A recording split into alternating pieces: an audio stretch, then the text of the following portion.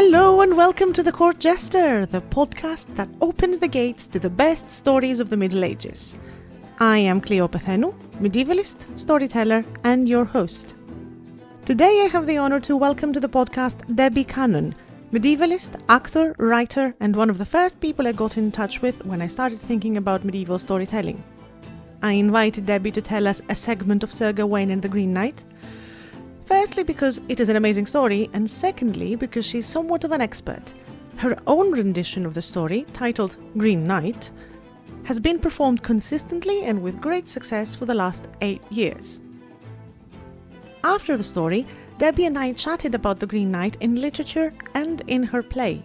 We talked about audiences, theatre, and Lady Bertilac, and you will hear that chat later this month on Patreon. So if you haven't already, follow The Court Jester on social media and on Patreon. There are links for everything below. And after you've done that, sit back and join me in welcoming Debbie and the Green Knight.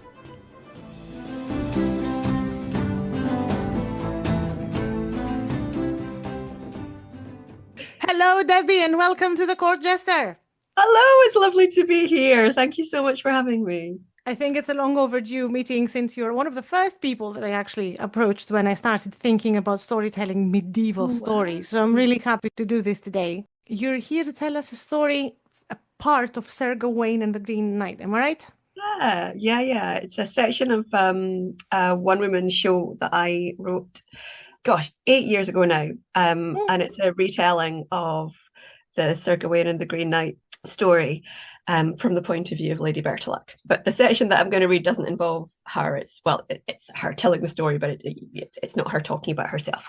Okay, we will talk about all the details of that project after. Why don't we just start with the story now, and then after we've had a bit of the story itself, then we can talk about the rest. Yeah, no bother at all.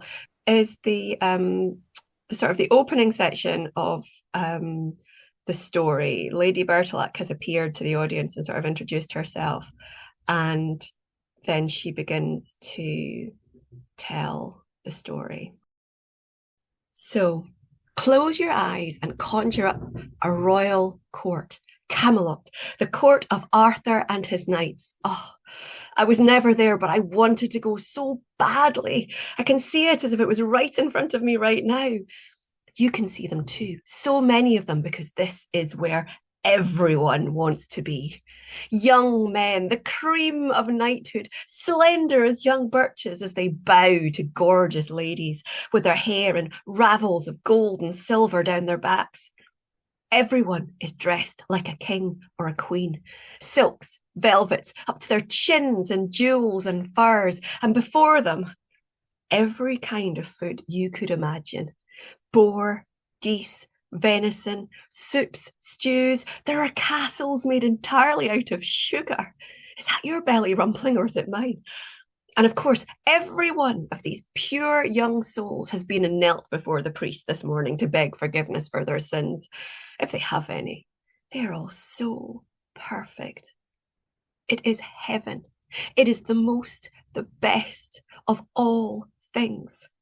And best of all, it's Christmas, a time of celebration, feasting, and games. At the head of the high table, I am sure will sit Queen Guinevere, quite the most beautiful woman ever to walk the earth, inside Camelot. Look at her, smiling graciously, admired by all the ladies, oh hello, and desired by all the knights. Not that she would give anything away, of course. Or perhaps we should ask Lancelot about that.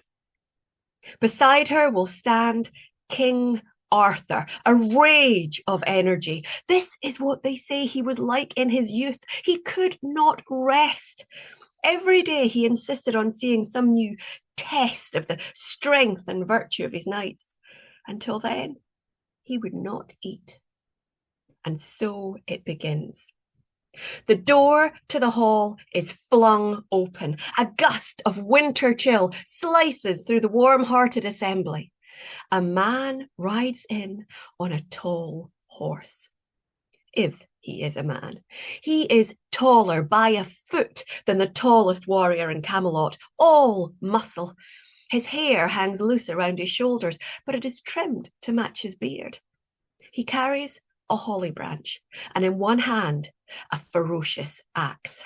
But most strange of all, he is anchor green, green from his head to his toes, from his hair to his horse to his skin, except for his eyes, and those are the very red of the devil. Silence fills the hall.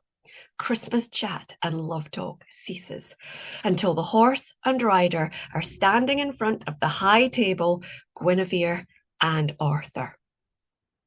Arthur, to his credit, does not flinch. He begins by playing the host. Sir, you are most welcome. I am Arthur, the king. Sit, and I will see to it that anything you wish is brought to you.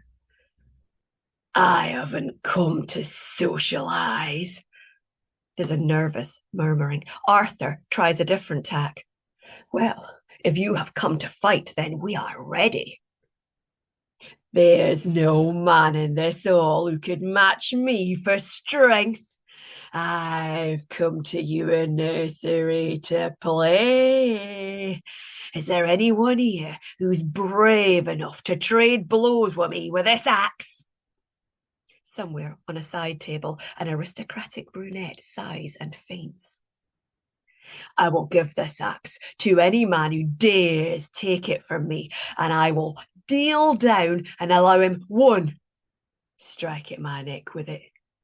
But in return, he must come and seek me out in a year and a day and allow me to return the favour. So, quickly then, who's my man? Eh? Eh? What? Is this really Arthur's house? Arthur's fury rises. He leaps from his place. This is an idiot's game, but if you want to play, let's play. Give me your axe. But one man is about to interrupt. A young knight, fresh-faced, golden-haired. He has seen some challenges, but he is yet to be tested in the way that he truly desires. Now he sees his chance. Ladies and gentlemen, our hero, my love, Gawain, nephew of the king. He has been sitting by Guinevere sharing love talk. Now he leans over to speak to Arthur. Sire, allow me to take this challenge in your place. I am the lowest of your knights, and if this creature kills me, I shall not be missed. I beg you, grant me permission to rise from the side of your queen here without dishonour to her grace and beauty. Arthur nods. Gawain steps up and takes the axe. Gawain is not as big as the Green Knight, but he is still strong. He lifts the axe. The axe falls, slicing through the green flesh and shearing the bone. The head rolls to the floor and to the feet of the lovely knights and ladies who kick it away with the toes of their silken shoes and leather boots. Blood pools in the rushes on the floor. How many times have these young people seen a man struck down like this or in equally brutal fashion and not get up again? But the Green Knight rises. Be ready to seek me out, Gawain, in 12 months' time on New Year's morning. Ask for the Knight of the Green Chapel, and you will find me, or be forever known as the Coward of Camelot. And then he turns his horse and gallops from the hall, the hooves striking sparks from the floor. And that's the end of the section. It's a very dramatic cliffhanger. Very dramatic, but yeah, it's one of my favourite sections. Of course it is. And most listeners will probably know what happens next. But do you want to give a very brief continuation? Sure, absolutely. So basically, Gawain has accepted the challenge to chop off the head of this monstrous knight who's arrived in the hall, probably partly in the belief that he won't be required to fulfill the sequel to the challenge, which is to go and offer himself up in 12 months' time because he's just chopped the head off the guy. But obviously, Green Knight gets up. And Gawain is going to have to face this. So what happens next is in sort of just short of the 12-month time, he sets off to find the Green Chapel, which is where he's been told by the Green Knight that he can meet him. And he goes through wilderness, fights lots of dragons and monsters on the way, gets a bit lost, and finds himself just before Christmas outside a gorgeous, gorgeous castle.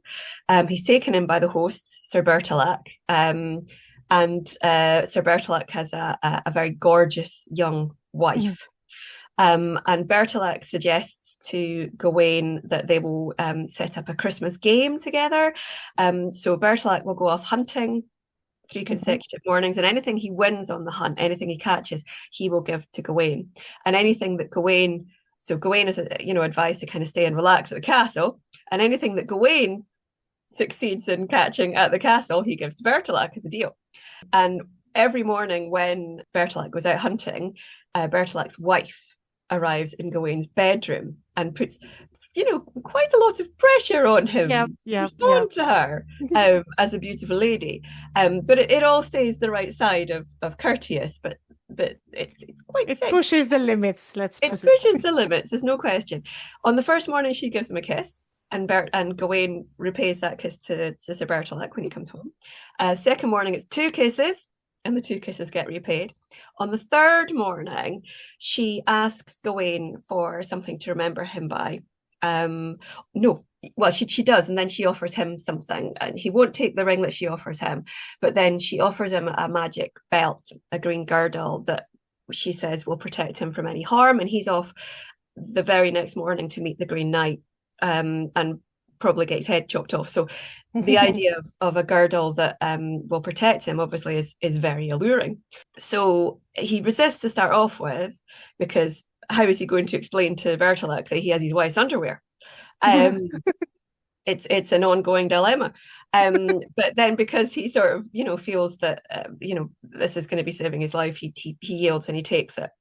But he doesn't declare. He doesn't hand it over to Bertilac. So he sort of he fails in his knightly duty to Bertilac, while having respected that knightly duty to the lady, because he's agreed to take the love token. You can only please one of those at the same time, I think. Yes, he can't manage both. So then off he goes the next morning to meet the Green Knight at the chapel, and is full credit due, is very brave.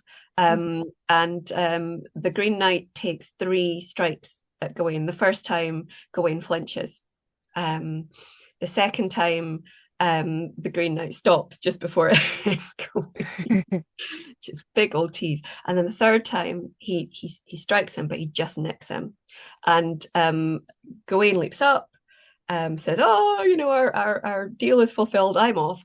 And the Green Knight reveals that he's actually Bertilac, and it's all been a game which has been masterminded by Morgan Le Fay, who has been at Bertilac's castle the whole time in the guise of an old woman, as a companion to Bertilac's wife.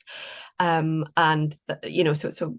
this has all been a setup right from day one, and everybody's been in on it.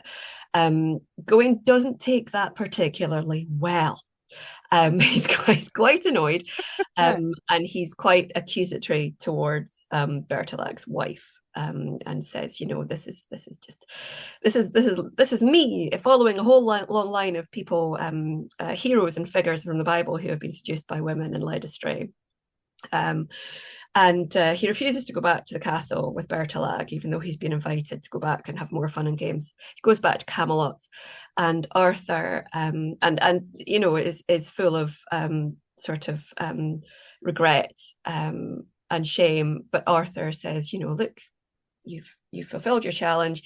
Let's all wear a green sash, just like the girdle that you have now, as a token of your bravery and your knightliness. And that's where it ends. So it's a strange tale, but it's a really strange story. It is a strange tale, but I'm wondering why does he have it against Lady Bertilac instead of, I don't know, Morgan Le Fay, who is the mastermind behind all this? Why the lady specifically? Why is she? I mean, there's been so much discussion about this in the literature about it. I think, I suppose she's an easy target. Yeah, sounds like it. She does. I mean, if Morgan Le Fay can achieve all of this, then you probably don't want to be Don't want to be slinging scared. verbal arrows at her. Fair Whereas the enough. lady is powerless essentially Mm-hmm. in all of this. She's a younger woman. I mean, Morgan also is Gawain's blood relative. She's his aunt. Mm-hmm. So She's family, yeah? Yeah. exactly. And I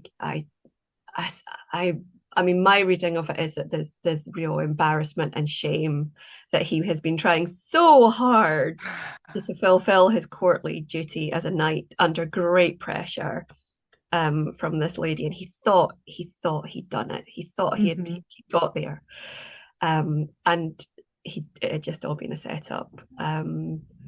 So, and I suppose we could read into it as well, embarrassment that he believed that she was deeply into him, and Yeah, well, there's that too, eh? he looks probably, well, certainly in the poems version she wasn't. Or at least we assume she wasn't, that she's just been doing what she was told. So yeah, but yeah. Poor Gawain. I almost feel sorry for him. Almost feel sorry. Yes, yeah, And I think obviously the for the audience who would have been hearing this, there's that whole background of Gawain as the kind of I want to say lady killer, but that I don't want that to be literally. Sort of the big romance figure, the hero, and also there's another kind of strand in the storytelling where he's accused of rape as well. Yes. So there's all of that, I guess, would have been in the audience's head when they were hearing this version. So where exactly do we place this in time? Where are we chronologically?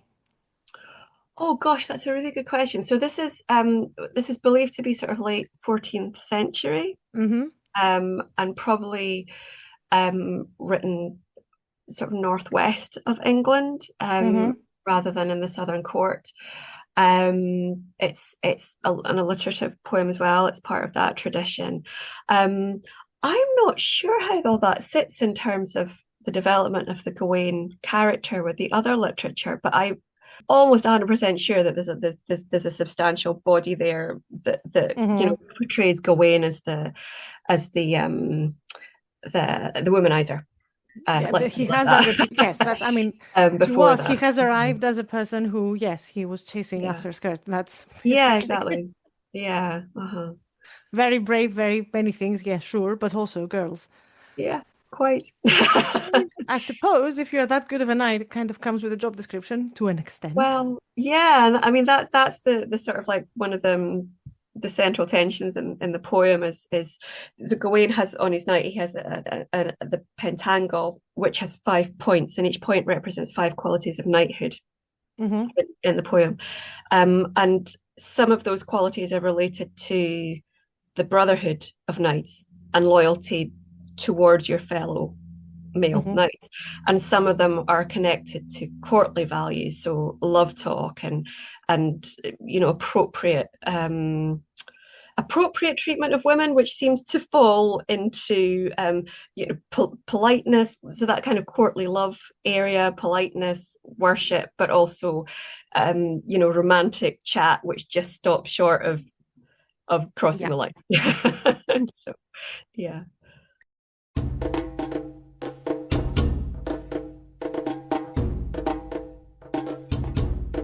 That is all for now. If you want to hear the rest of my chat with Debbie Cannon, head over to Patreon, links below, where for as little as £1 you'll get access to bonus episodes, extra material, and the warm and fuzzy feeling of being part of this nonsense. And if you enjoyed the story and would like some more, you know what to do.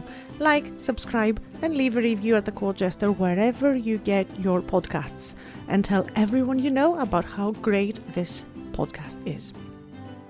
Thank you all for listening. Until next time.